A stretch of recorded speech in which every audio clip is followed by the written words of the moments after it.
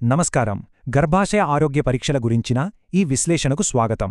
ఒక డాక్టర్గా మనం చేయించుకోవాల్సిన ముఖ్యమైన పరీక్షల గురించి ఇప్పుడు చర్చిద్దాం.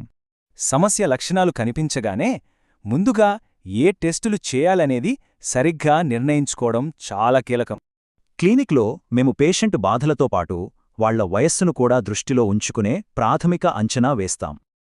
ఈ అంచనాలో భాగంగా గర్భాశయాన్ని సురక్షితంగా పరీక్షించడానికి మనం వాడే బేసిక్ సాధనమే అల్ట్రాసౌండ్ స్కాన్. నిజానికి ఈ స్కాన్ ద్వారా గర్భాశయం ఆకారం, సైజు, దాని కండిషన్ అన్నీ చాలా స్పష్టంగా తెలిసిపోతాయి.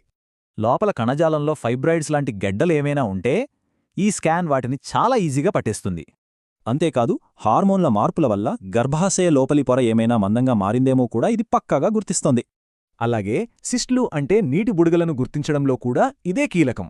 సరే, ఇప్పుడు కణాల స్థాయికి వెళ్తే మామూలు స్కాన్లతో పనికానప్పుడు సర్వైకల్ రిస్కులను ఖచ్చితంగా పసిగట్టేందుకు ఒక అడ్వాన్స్డ్ ప్రివెంటివ్ విధానం మనకు అవసరం. అదే పాప్ స్మియర్ టెస్ట్, భవిష్యత్తులో రాగల సర్వైకల్ క్యాన్సర్ ముప్పును అడ్డుకునే పెద్ద రక్షణ కవచమిది.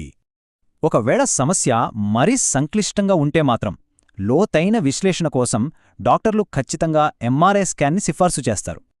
సరైన టైంలో ఖచ్చితమైన టెస్టులు చేయించుకొని ఆరోగ్యాన్ని కాపాడుకోవడమే అత్యుత్తమం.